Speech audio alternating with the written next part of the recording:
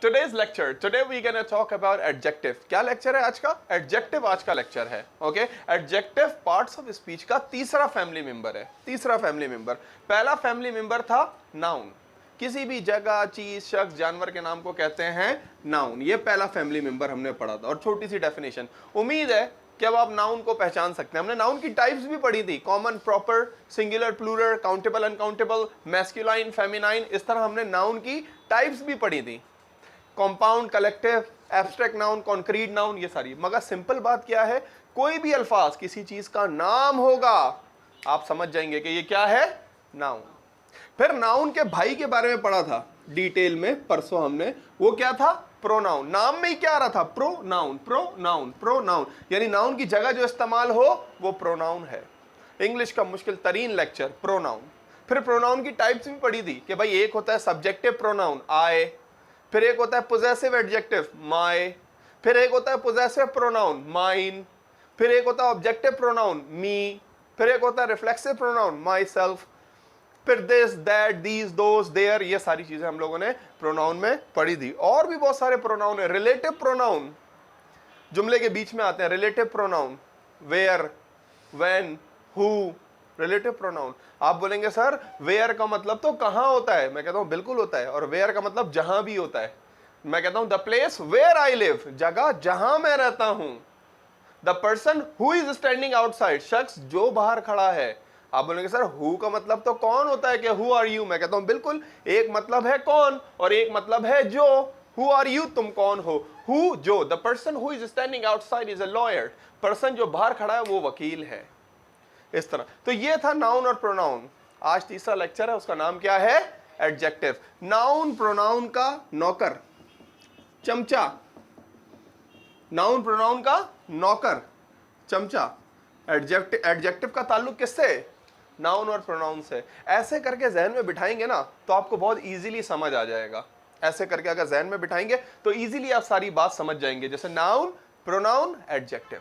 Noun किसी भी जगह, चीज, शख्स, जानवर का नाम. प्रोनाउन नाउन की जगह इस्तेमाल हो. और नाउन प्रोनाउन का चमचा. यानी क्या लिखी है मैंने डेफिनेशन, यानी एडजेक्टिव क्या है, अ वर्ड, एक अल्फाज.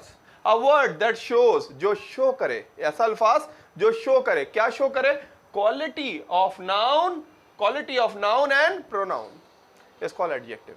छोटी सी डेफिनेशन जहन में. कोई पूछे भाई एडजेक्टिव क्या है, भाई नाउन प्रोनाउन की खासियत. क्या कह रही है definition, a word that shows quality of noun and pronoun. क्या होता है भाई एडजेक्टिव, ऐसा अल्फाज जो नाउन या प्रोनाउन की खासियत बताता है. नाउन प्रोनाउन के बारे में बताता है. अच्छी बात, बुरी बात, कोई भी बात नाउन प्रोनाउन के बारे में. जैसे भाई असर एक प्रोनाउन है यहां पे. ओ सॉरी, नाउन है.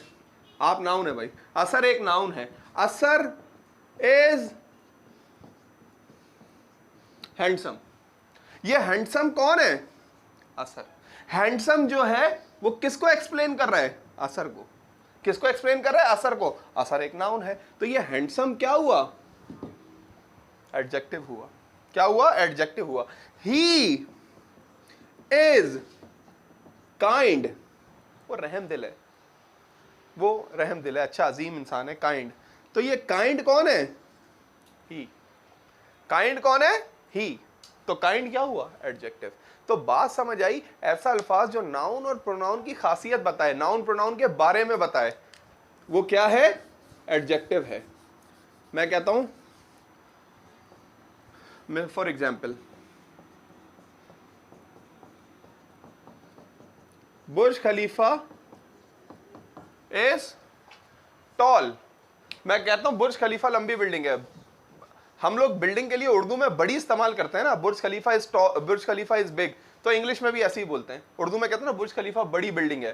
तो इंग्लिश में भी क्या वर्ड यूज करते हैं, बुर्ज खलीफा इज बिग बिल्डिंग ना. बिल्डिंग के लिए इंग्लिश में हमेशा क्या इस्तेमाल होता है, टॉल. तो देखें बुर्ज खलीफा क्या है, एक नाउन है. और उसकी खासियत क्या है, टॉल. तो टॉल क्या हुआ, सिंपली एडजेक्टिव. और बुर्ज खलीफा कौन सा नाउन है, वही कंपाउंड. दो अल्फाज, चीज एक ही है. ओके. तो बात समझ आई. यहां पे थोड़ी सी बात समझ आई. वो क्या समझ आई कि फायजा क्या है, एडजेक्टिव, नाउन और प्रोनाउन की खासियत. नाउन और प्रोनाउन की खासियत. मैं कहता हूं Faiza is quite. Faiza is quite. Faiza क्या है? खामोश है।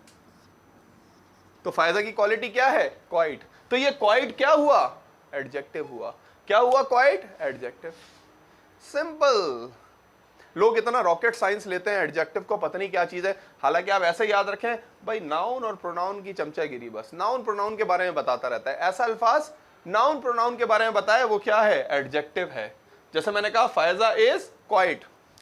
फायजा क्या है? क्वाइट है। मगर कौन सा वाला क्वाइट है फायजा? ये वाला क्वाइट है। ये वाला क्वाइट। इसका मतलब क्या होता है? खामोश। क्या होता है? खामोश। एक और क्वाइट होता है मुकम्मल, बिल्कुल। कहते हैं ना इट इज क्वाइट इजी, ये बिल्कुल इजी है। इट इज क्वाइट डिफिकल्ट, ये बिल्कुल डिफिकल्ट है।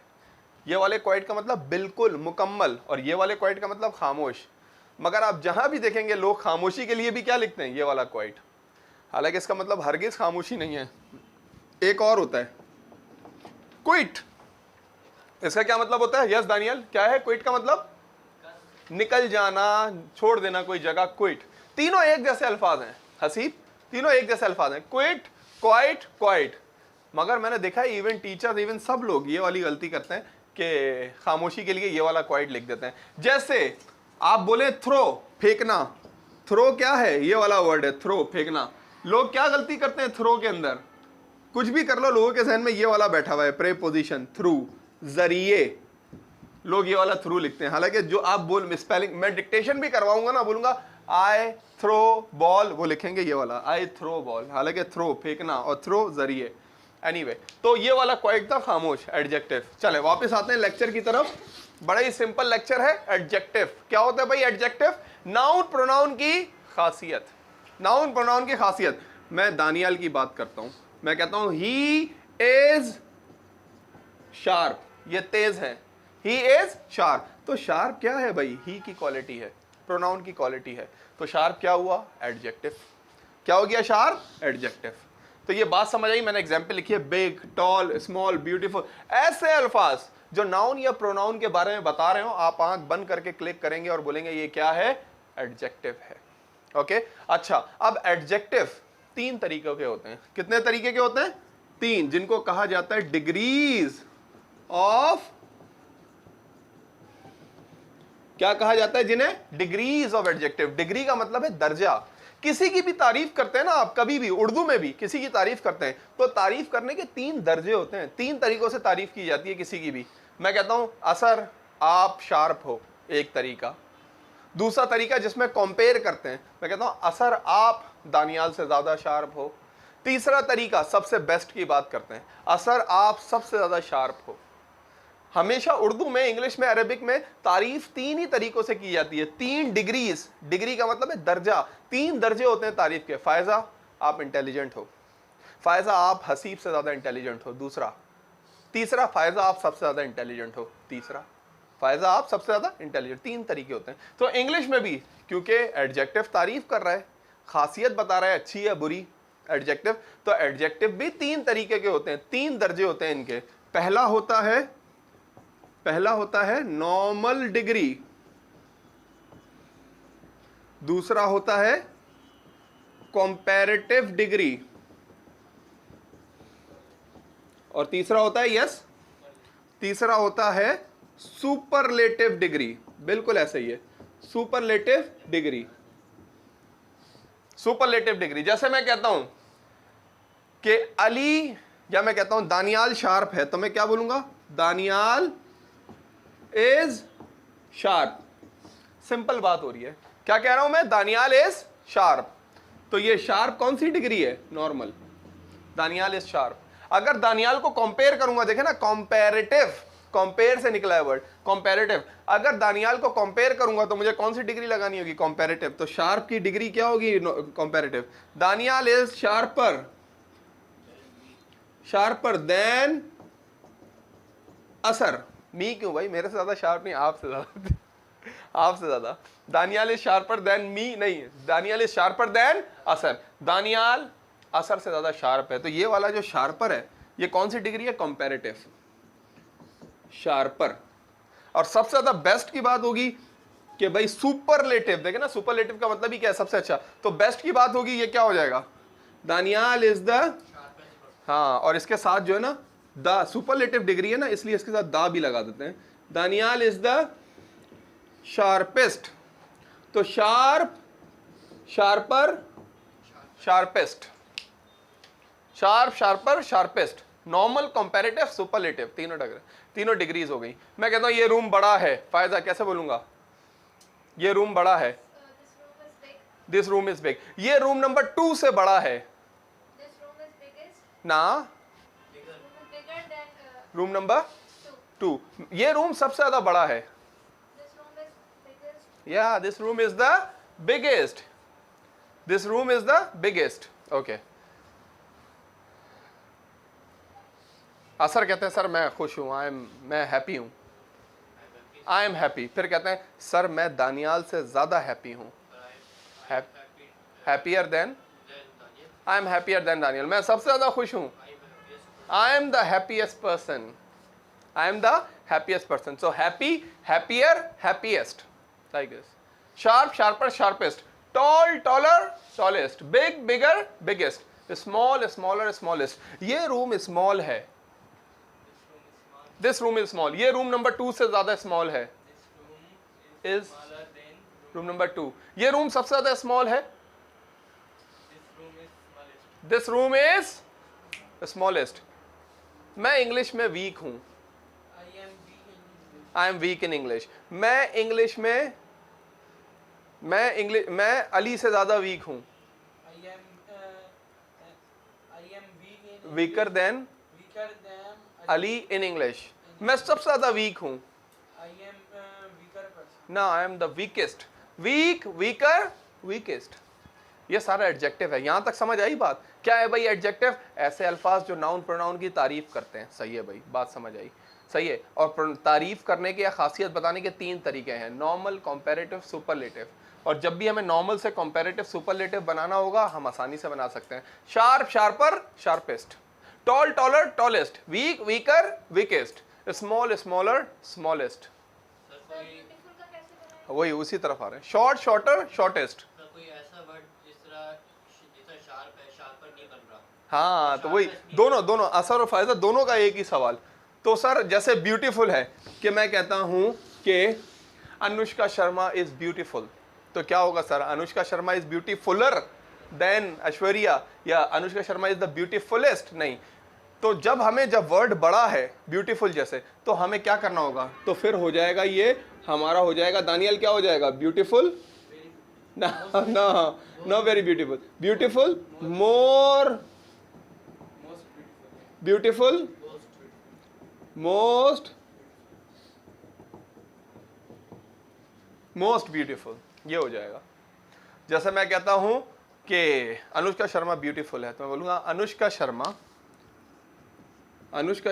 Is beautiful. मैं कहता हूं अनुष्का शर्मा प्रीति से ज्यादा ब्यूटीफुल है, Anushka Sharma is more beautiful than Preeti. सही है, अनुष्का शर्मा सबसे ज्यादा ब्यूटीफुल है, Anushka Sharma is the most beautiful. अच्छा, मैं देन हर जगह ये वाला इस्तेमाल कर रहा हूं, ये वाला देन इस्तेमाल कर रहा हूं मैं, ये THAN कंपेयर करने के लिए हमेशा क्या आता है, THAN, और THEN वाला डिफरेंट है, उसका मतलब है फिर, देन THEN कि आई टेक क्लास, मैं क्लास लेता हूं, देन आई गो होम, फिर मैं घर जाता हूं।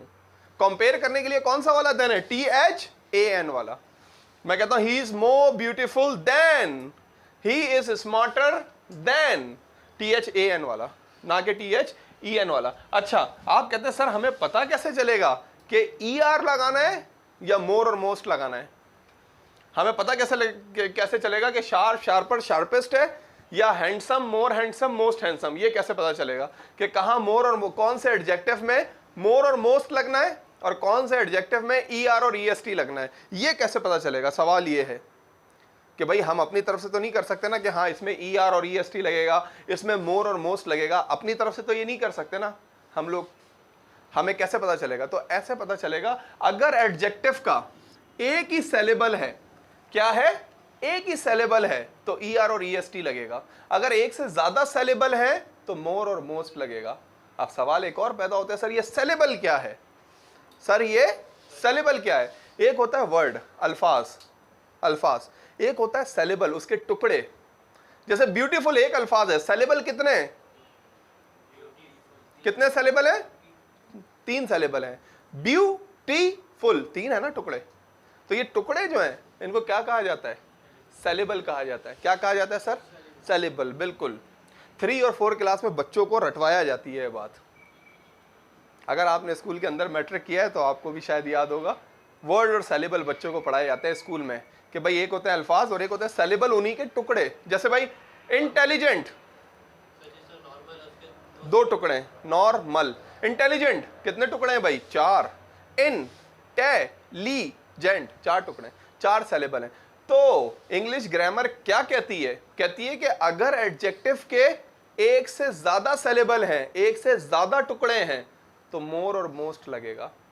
जैसे भाई देखिए बिग, कितने टुकड़े हैं? एक ही अल्फाज और सेलेबल कितने हैं?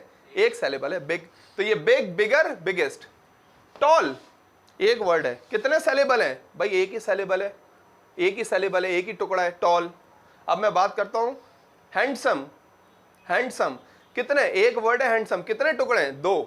हैंड सम 2 सेलेबल हैं, तो हैंडसम के साथ क्या लगाऊंगा, क्या लगाऊंगा मैं? Asar is handsome, Asar is handsomer than Asar is the handsomest, नहीं, Asar is handsome, Asar is more handsome, Asar is most handsome. Weak, just example, just a sentence, I know, I hope I have increased your blood, now you have increased your blood, okay। small, small एक word है, कितने saleable हैं? एक ही saleable है भाई, तो हम समझ गए कि जब ये स्मॉल को अगर कंपेयर करेंगे तो स्मॉलर, स्मॉलेस्ट। अब ब्यूटीफुल कितने थे? 3 थे, तो ऑफ कोर्स 3 है तो हमें मोर और मोस्ट लगाना होगा, मोर और मोस्ट लगाना होगा। So this is what we call adjective, ये हमारा कहलाता है एडजेक्टिव। सही कहा नहीं कहा मैंने शुरू में कि एडजेक्टिव क्या है? नाउन प्रोनाउन का चमचा। ये बात सही थी नहीं थी? बिल्कुल सही बात है भाई। एडजेक्टिव क्या करता है? नाउन प्रोनाउन को एक्सप्लेन करता है। तो बात ये समझ आई कि ये तीनों लेक्चर एक दूसरे से इंटरलिंक हैं, नाउन, प्रोनाउन, एडजेक्टिव। अगर तीनों को एक साथ समझा जाए, जहन में बिठाया जाए ना, तो प्रॉब्लम सॉल्व हो जाती है। अब मुझे उम्मीद है कि आप 3 अल्फाज, कोई भी आपको कोई जुमला देगा, कोई जो है ना कॉम्प्रिहेंशन देगा, कोई पैराग्राफ देगा, उसमें से आप 3 अल्फाज आसानी से पहचान सकते हैं। नाउन, किसी भी जगह, चीज, शख्स, जानवर का नाम। नाउन की जगह जो इस्तेमाल हो रहा हो, प्रोनाउन। और नाउन प्रोनाउन की जो खासियत बता रहा होगा वो क्या होगा? एडजेक्टिव। नाउन प्रोनाउन की खासियत। बिल्कुल, अभी पूछ लेते हैं, आप प्रैक्टिस करते हैं इसकी, लाइफ टाइम ये याद रहेगा आपको, उम्मीद है। थोड़ी सी प्रैक्टिस करते हैं और